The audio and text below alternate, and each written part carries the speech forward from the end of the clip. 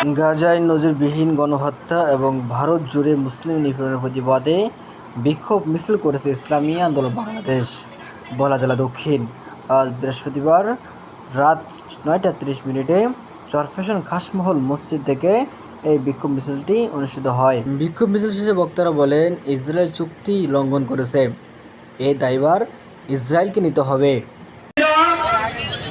ফিলিস্তিনিদের উপর সকল চুক্তি ভঙ্গ করে নির্মমভাবে আঘাত করেছে, যে আঘাতে ফিলিস্তিনের নবজাতক শিশু দুগ্ধপান।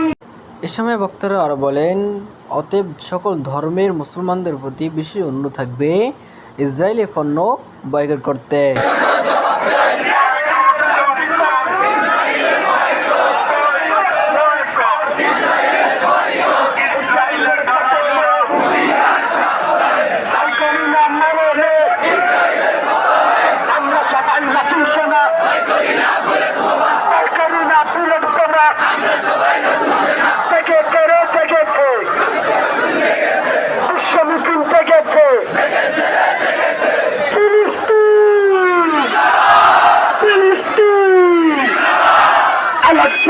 Al-Aqsa, Zindabad, Zindabad, Filistin, Filistin.